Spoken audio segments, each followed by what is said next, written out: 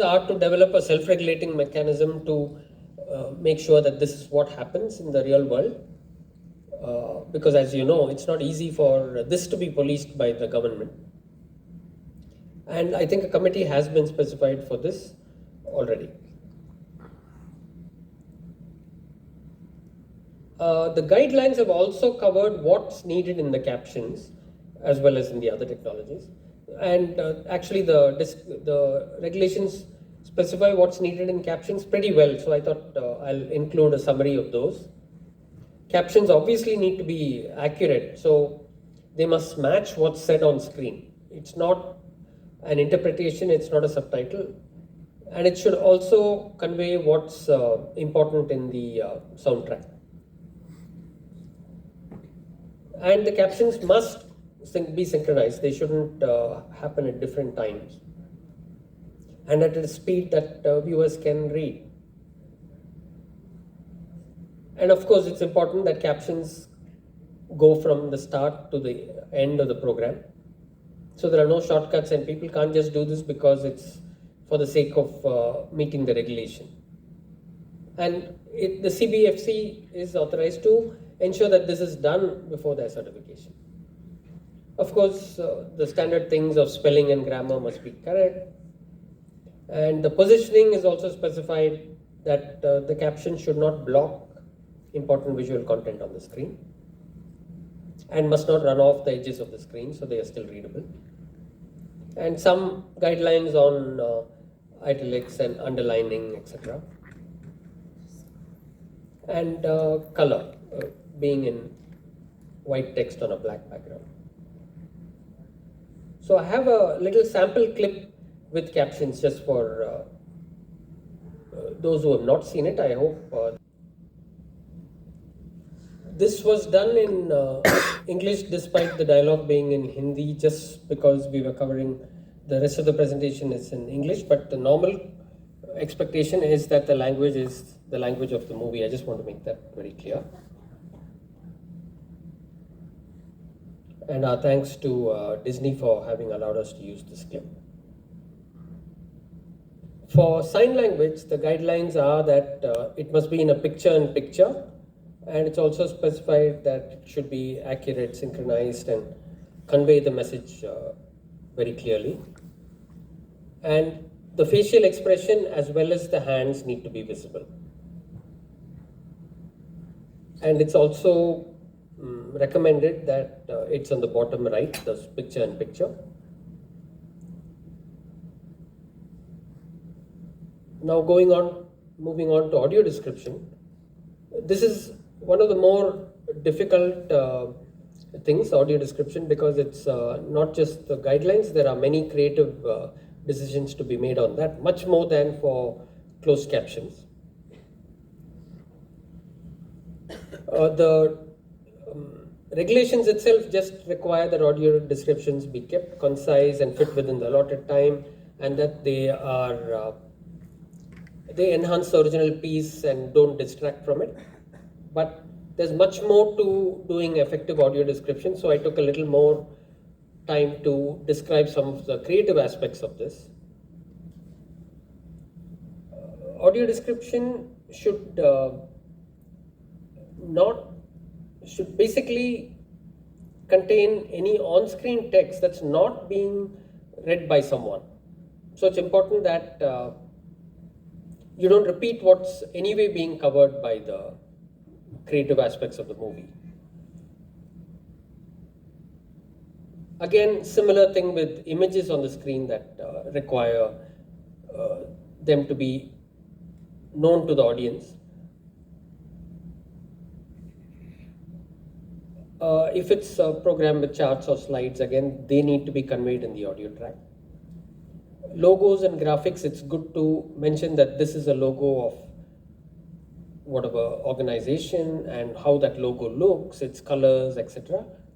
But all of these are subject to what available time is there. So because time is limited within gaps in dialogue, it's important that audio description respect that and work creatively within that limitation.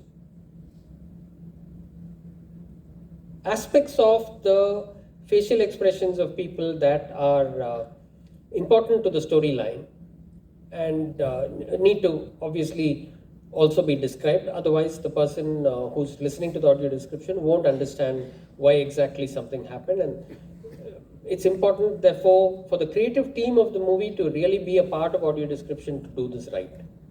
Sometimes where the age or the ethnicity or the gender of a person or the appearance of a person is important to the storyline, it's important to include that in the audio description as well.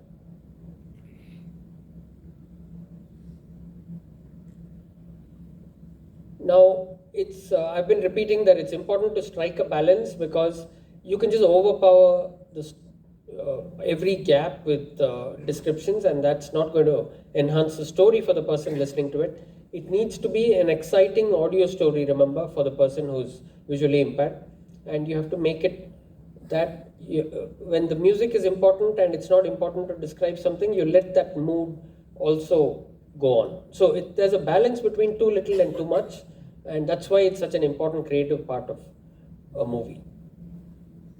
Normally about 10 to 15% of the movie by a rule of thumb is what is described. And unfortunately, yes, description does require a sighted person. It can't be done by a visually impaired person itself.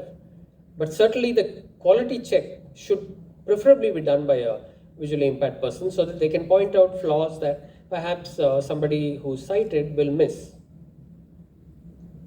It's quite a time-consuming process, this whole thing. 30 to 60 minutes for every 5 minutes of program material. And like subtitling, it requires somebody skilled in the target language, so that you fit things with the right words, you enhance the story. Concise yet as definitive as possible is really a key aspect of this.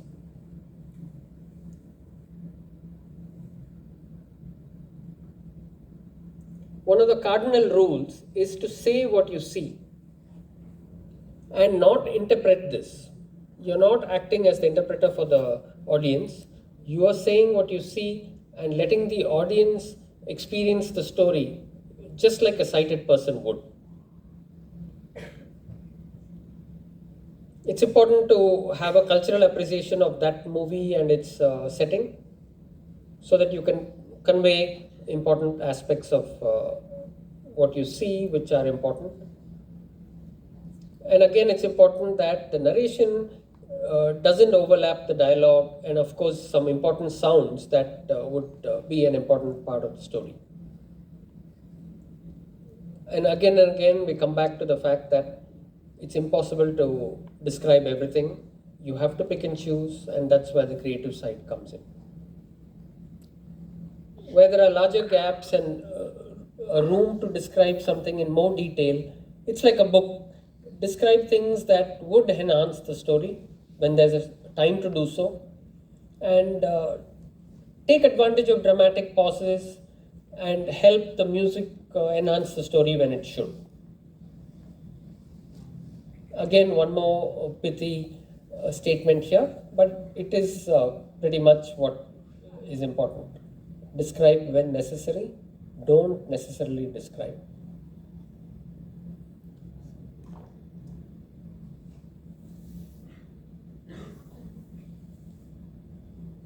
So the two key roles in audio description when we look at the workflow are the writer and the narrator. And if they are both the same person, which they well can be, that person is called the audio describer.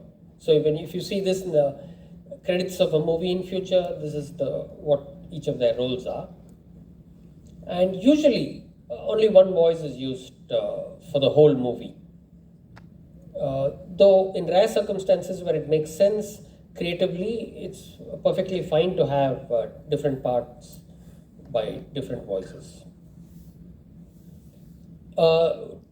The workflow itself means that you could have a script, read it to timing, and that would have been the faster way to do it in earlier years. But now with audio workstations, it's just as easily possible to record all of the audio description and then have a audio engineer cut and paste that into the right parts and even reduce pauses, increase pauses where necessary. There's so much more flexibility in today's world with audio workstations synced to the video.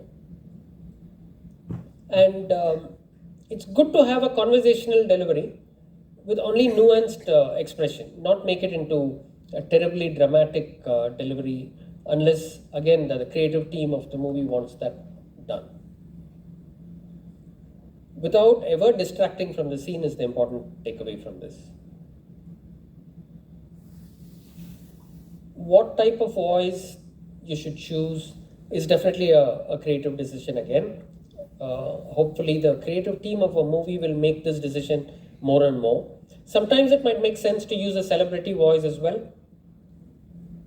But again, if that's going to detract from the enjoyment of the rest of the movie, maybe not. Now, AI voices have become possible and have dramatically improved over the last 1 year, like everything in AI actually. So, using AI voices is a very practical option today. I think the first thought for most people will be that AI voices will sound robotic, but that's absolutely no longer the case. There are several AI generation systems that actually take the tone of what they are reading into account and read it out as a human would most of the time, and you can even control the expression. So this is an option that can reduce costs, but it can also speed up the workflow. And we all know that Indian movies work to a very, very tight deadline, especially towards the end. So this would be really welcome by productions. But we need to make sure that they are as good as a human can deliver. If not, it's definitely better to stick with human delivery. Now, it's also important to have the audio description level controlled so that it's the right level to manage the soundtrack of a movie. So in a soft part of the movie, maybe the audio description should be a little softer as well, and in loud parts, maybe it has to go up in volume. And the audio engineer should make those changes so that the person using the audio description in the theater doesn't have to keep pushing up and down the volume, because that's a very distracting thing, and that's an unfair ask of the person using the audio description. I have a couple of sample clips. First of all, I'm going to play something which is going to probably, as I said, this was purposely done. This is the soundtrack of a movie without any audio description. So if you were listening into it and wondering what on earth is happening on the screen, you can imagine exactly how a visually impaired person would feel. I'll play the same clip with audio description, and so you can try to imagine the scene. The three head towards the citadel. Saman has a red turban and Hojo a brown one. At the entrance, guards inspect seals before allowing traders in. Saman hands over a seal with a unicorn emblem. The guard examines the seal, then looks at them. Saman meets the guard's gaze directly.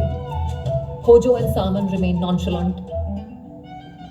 The guard signals to his companion to look at the seal. In a stern voice, Saman demands. The guards hesitate.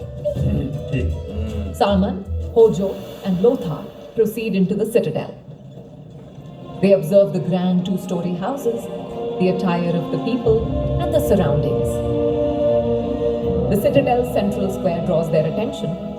ऐसा लग रहा है जैसे हम किसी दूसरे नगर में हैं. They look around. Sarman hears some women's voices.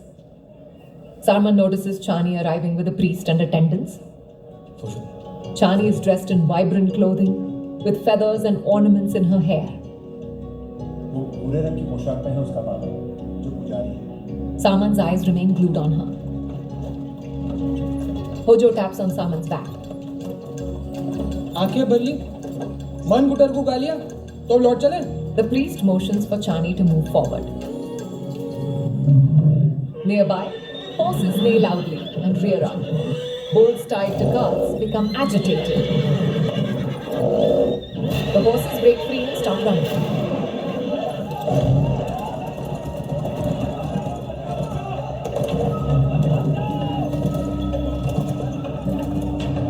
The horses head in Chani's direction.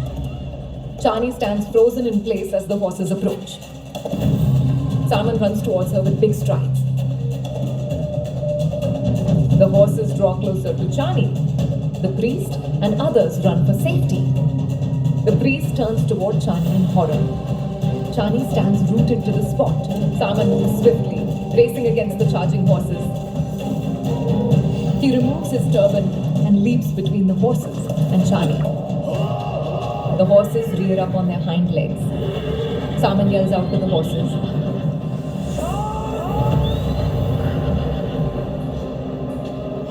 Chani watches in astonishment.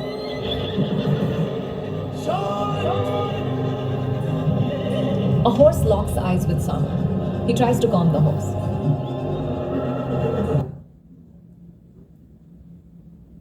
You've imagined the scene in your heads, and I'll actually now play the scene for you with the picture. Maybe it'll be the same, maybe it'll be different. Again, I want to point out that the description has been done in English only as a concession to this audience because it's mixed from people from across the world and across India. But normally the audio description must be in the language of the movie. I hope this gave you a good idea of what audio description is. I also want to point out that this was actually an AI voice. And AI voices can do Hindi, many other Indian languages, Tamil, Telugu, Malayalam, Bengali, Kannada.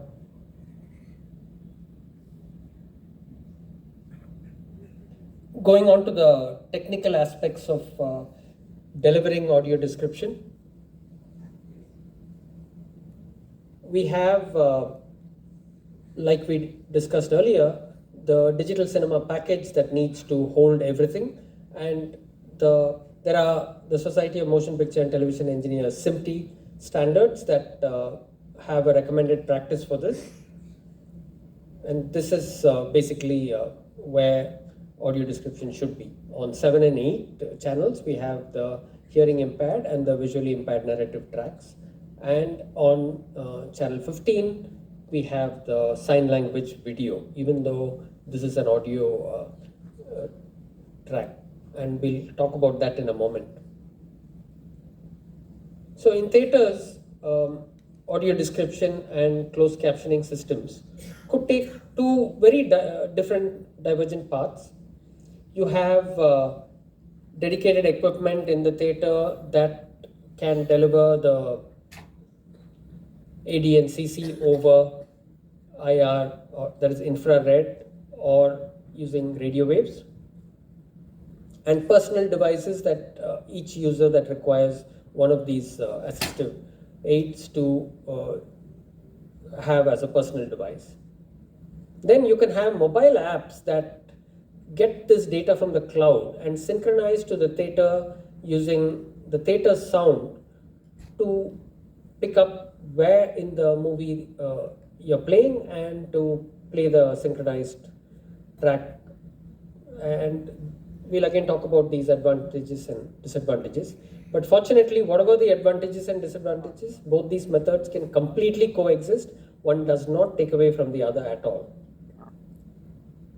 So when you have dedicated hardware in the theater, you have the digital cinema server that is actually the player that plays the movie, and the secure part of the player is called the media block, and it connects to the projector, shows that on the screen, connects to the audio system in the theater, and you hear the sound in the speakers. And you have at the same time an audio description transmitter that sends over radio frequencies or infrared the data to a personal AD receiver for the viewer, and the viewer is listening, or the patron who's listening to this on headphones. And similarly, you have the closed captioning, which goes to a personal closed captioning display that every patron that needs has. Now, you can replace in today's world, because all of us carry a mobile device that is actually a pretty powerful computer, we can replace these dedicated devices that were required in the past with a mobile app that will connect over Wi-Fi to the dedicated systems in the theater, and that way you can use your own mobile along with earphones for audio description and to use the screen of the device for the closed captions. So you have as dedicated systems, the most popular ones, I've just listed something that is widely available and used in the world, but pretty expensive systems though, because each of these need to be bought for the number of people that are likely to use them. And as you saw in the regulations, you need 5 for every 200 seats.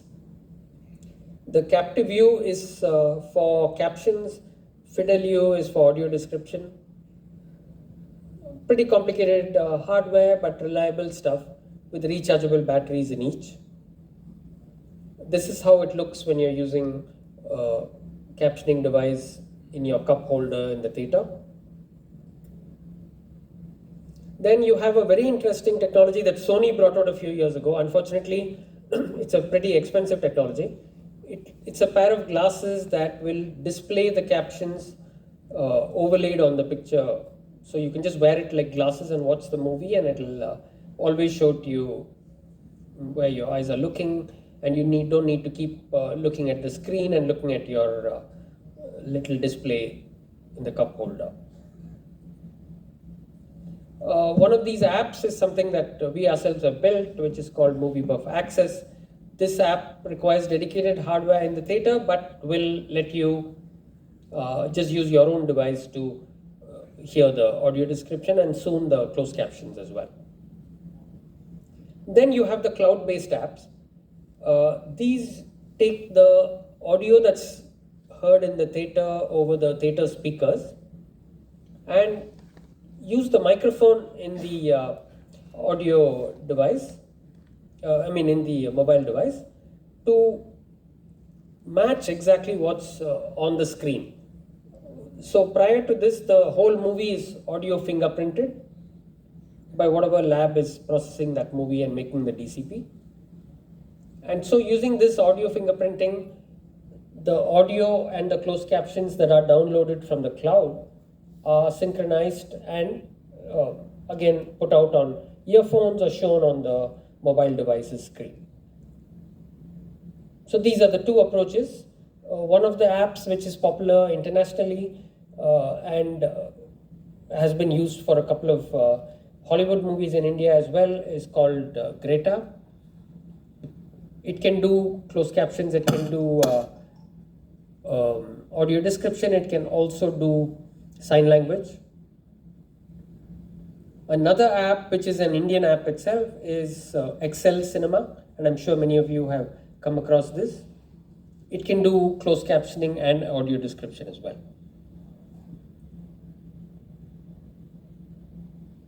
So there are many considerations for cloud-based apps, and we've got to realize that there are advantages and disadvantages, which we'll cover in subsequent slides. The theater needs to provide an arm so that these devices are held in the cup holder. Obviously, that's not something that you can expect the patron to carry with them. Now, for mobile apps, it's not clear who pays and how much. The commercials of this whole thing are not widely discussed between the creative community, the production community, the distribution community, and the providers of these apps. So it's important that that conversation happens and the commercials of this are agreed upon. It's of course important for us to consider the stability of these companies that provide these services, because what if I take a DCP from 5 years, today's DCP, and 5 years from now I play it in a theater? Will these same apps still carry that audio? Maybe it's not as important in today's world because those movies are on streaming, but the advantage of digital cinema is that it's compatible across space and time. You can take a DCP from India, play it in Nairobi, and it'll play fine. you can take a movie that was made in 2005 and play it 20 years from now, it will play fine. Just like a 35 millimeter film can be played across the world and across time. So this is important to consider because it's part of a movie and you need to anytime be able to play it. And also there are a multiplicity of mobile apps, as we already saw 2, and there are a few more in the world. So each movie has to specify which app carries its track, or if commercials permit, maybe all of them should. Then customer support of these apps when things go wrong, how the user experiences and whether it's tailored to the visually impaired and the hearing impaired. And whether the audio over the speakerphone is disabled, because you don't want the audio to be loud enough that neighboring patrons in the cinema are able to hear it. It should ideally only work with headphones so that it's a personal experience. And then, of course, as a security measure for theaters, the question is whether the phone's camera is disabled, because usually if a phone is pulled out, we'll be able to, it will be a rare opportunity, but when that phone is being used for a legitimate purpose, it's important that the camera is disabled by the software. Then the most important aspect that I've heard many productions be wary of is about the security. Because digital cinema packages have a very clear and defined security around them, and it's all open standard. So anybody who's interested in the security of a digital cinema package or digital cinema players can look at them, understand them, and know that by design they are impenetrable by today's technology. So this gives everybody the confidence, production community a confidence that they will not have to worry about piracy from the digital cinema package itself. But with a cloud-based app and technology, I don't know if proprietary players will make their entire security open for people to examine, and whether a security researcher will have the required access to look at ways that that technology can be exploited and compromised. Some ways that security can be enhanced a little bit are geofencing, so that the system does not play outside of theaters, and whether a version that's meant for one territory only plays in that territory. It's also important to consider which territories an app supports. You could have an app that works in Europe but doesn't work in India, or an app that works in India that doesn't have any support for users in Europe, or the versions are not carried across these territories. So it's important to look at those aspects.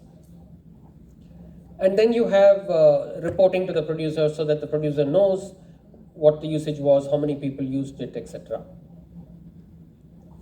And in terms of the usability, it's also important to look at how quickly this app synchronizes. It's a pretty new technology to have an app that actually just listens to the theater sound and plays something else in sync with that theater sound. And especially with audio description and captions, it's important those things are synchronized. And even the regulations call for it to be synchronized absolutely with the picture that's playing on the screen. So how quickly it synchronizes, whether it drifts in time, because if you don't resync periodically, things will drift. And how you resync as a user if it has drifted. And how close is the sync? Is it in milliseconds? Is it in frames? Is it in seconds? Those are all important aspects of this. And of course, whether it supports sign language. Because that's something that's very hard to deliver in the cinema theater using dedicated devices.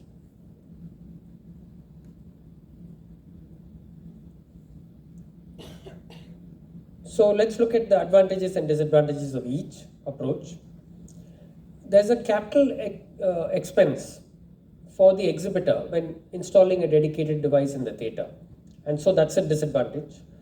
You have only devices that are installed in theaters that can work there, obviously. So that's a disadvantage, that you need theaters to install devices. And obviously theaters are going to carry a limited number of units because these are expensive. So if you have an unusual situation where more patrons than they expect require these devices, then theaters won't be able to satisfy demand with dedicated hardware, and that's definitely a big disadvantage. Then there's the maintenance aspect. Devices break, they need to be charged. So having a device doesn't mean anything if it's not charged and doesn't hold enough charge to run through our 3-hour long movies. Then you have the aspect that with dedicated devices, every movie will be able to be played in that theater and will have audio description and closed captioning. So that is a big advantage, that you don't have to question which app to use, etc. If you know a theater has a device, you know that you can get AD and CC in that theater. It's standards based, so that's a very big advantage as well. It's compatible across the world, across geography. And as I mentioned before, open design, and so the security of that. Perfect sync is also guaranteed, even if the movie is edited after release. As we know, in Indian movies, you often have versions of the movie that are edited subsequent to release, just to, in case a movie isn't receiving the same attention in certain parts, the creative team does decide that, okay, we have to cut parts of it out. With dedicated device in the theater, it's perfectly possible that it will immediately continue in sync. Whereas with cloud-based systems, that is not a certainty. With cloud-based apps, you have to pay for usage, obviously, because it's an independent entity that's using cloud and streaming the audio to you or downloading the audio to you. So there's a cost to the cloud-based provider, so it's only fair that they charge for it. And as we discussed, these commercials need to be agreed on. But it's an ongoing cost for every production, which is a new thing. They do have to spend on the audio description creative process, the closed captioning creative process, but they might not expect that they also have to spend on the delivery to theaters using an app. One great advantage of cloud-based apps is that it's available in any theater where a particular movie is playing. So if I know that this particular app carries this particular movie, I know that I can go to any theater where that movie is playing and get it, at least within that territory where the app operates. Again, there are no limits on the number of users. If there are suddenly 200 users in a particular screen that are require accessibility features, all of 200 of them can use these apps. That's very unlikely in the case of dedicated hardware. There are no devices to maintain because you're going to maintain your own device. You're going to keep it. It's your own headphones. You're going to maintain all of it.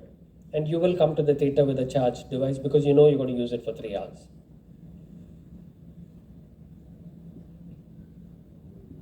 The one big pain about cloud-based apps is that there's no certainty at all that movies are going to be available in theaters. I mean, in those apps. So you'll have to check which app has it, whether any app has it. That's a pain.